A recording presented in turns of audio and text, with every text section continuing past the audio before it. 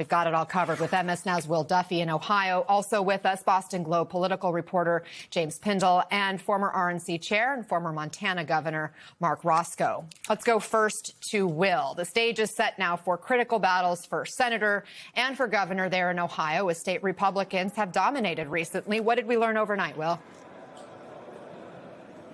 Good morning, Anna. Yeah, well, the primaries were never really in question. We knew we would get these general election matchups. Democrat Sherrod Brown versus Republican Jon Husted for the special election for U.S. Senate, and Amy Acton versus Republican Vivek Ramaswamy for governor. But now that these matchups are set, we can expect an increase in campaigning for these candidates, an increase in advertising dollars as they try to win over voters all over Ohio, which used to be a swing state, one of the biggest, but has been in the grasp of Republicans for the last decade. But Democrats see an opportunity here, Anna. In fact, Ohio is part of the roadmap that Democrats have set out as they try to retake control of the Senate. And talking to voters here this week, you get a sense of why Democrats might feel that optimism. There's just a ton of disaffection over the state of the economy. Let's take a listen to some of those stories we heard. He's more concerned about the war over there and killing everybody over here with increased prices, and he just doesn't seem to care. And this big, beautiful bill didn't help me. I said it would get worse before it got better when I elected him. I didn't think he'd go this bad. Husted and the guy who's running for governor, Ramaswamy. Just more rich guys trying to get richer by selling their asses to the highest bidder. And Anna, Democrats have pumped a lot of money already into the Senate race. Yesterday, we learned that a super PAC that backs Senate Democratic candidates has already pledged $40 million in television advertising to support Brown. Anna. Governor, as former Senator Sherrod Brown tries to return to his old job, his message seems to be to tie the criticism of the war into the broader criticism of the Trump economy. And here he was on MS Now last night. Let's listen. 6 times he's voted to continue this war. 3 of the 14 servicemen and women who were killed are from Ohio. Ohio taxpayers are literally have spent $1 billion in this war, that money that could go to schools in Cincinnati, or could go to health care in Gallipolis, or that could go to road construction in Toledo. Farmers talk to me about fertilizer costs. And their productivity will be less this year, as their markets have been shrunk or eliminated in some cases by Trump's tariffs. Governor, will that resonate? Should his Republican opponent, Senator Husted, be worried? Well, I think, frankly, we only have a small signal here from last night. It's isolated. It's small. It was generated by spending close to $10 million on 6 or 7 different legislative races. At the end of the day, there is a message. It's a small and isolated message, however. So there's a long, long ways to go. And as Senator Brown indicated, there's going to be a lot of pain and a lot of agony that continues to manifest and present itself over the course of these next 6 months. There was about $10 million that went into these races in Indiana. And at the end of the day, only 14% of the voters, that includes obviously all the Trump voters, turned out to vote. So this is still a race that's is changing dramatically over time, with the failures and the misery that's been imposed by the Trump administration through wars and the decimation of so many different programming issues inside the budget. So there's a message here, but I think it's small, and it's certainly going to inspire, I think, Republicans or Democrats and others, independents like me across the country, in getting to work even harder.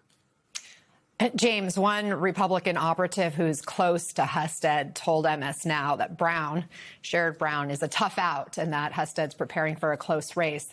This Ohio Senate race is almost like an incumbent versus incumbent race. Does that make it distinct from some of the political forces we're seeing? There's no question. Also, what makes it really rare is that the challenger to the incumbent is actually the better known brand. He's more of an incumbent than the actual incumbent.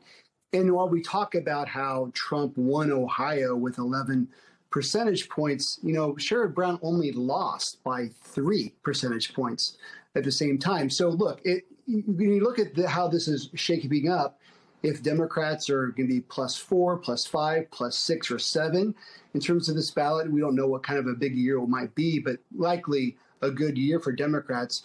Sherrod Brown has a chance. One thing is also kind of wild to me personally about Ohio is that, of course, this election is just to fill out J.D. Vance's remaining 2 years on his term.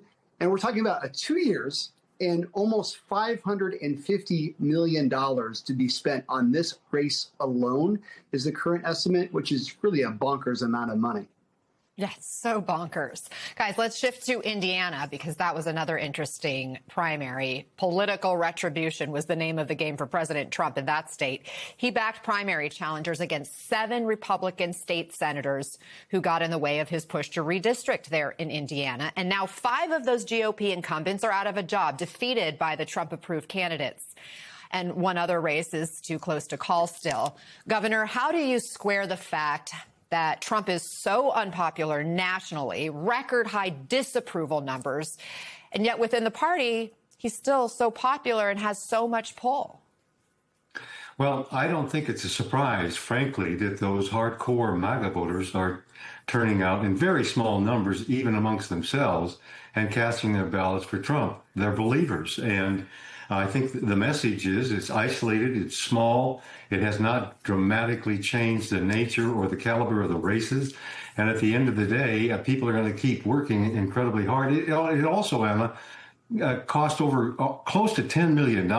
And that's more than $1 million a race on local legislative races. So I think that there's a message. You can't deny that. But I think it's a small and isolated message, and probably going to provide more inspiration to the opponents of Donald Trump than it is any kind of sincere conviction about the future on behalf of Donald Trump. And there's going to be a lot more agony that unfolds over the course of time with the economy, with the tariffs are still impacting. The war is costing an extraordinary amount of money.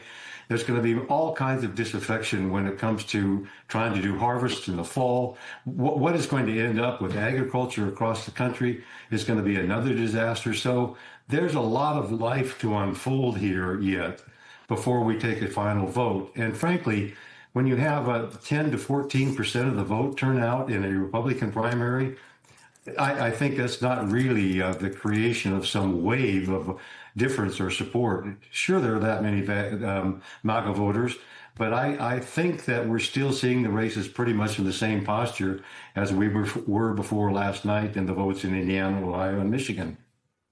James, just bouncing from these Indiana results and looking at Congress, how concerned should this make Republican incumbents like Thomas Massie or Bill Cassidy, who are on the wrong end of a Trump endorsement?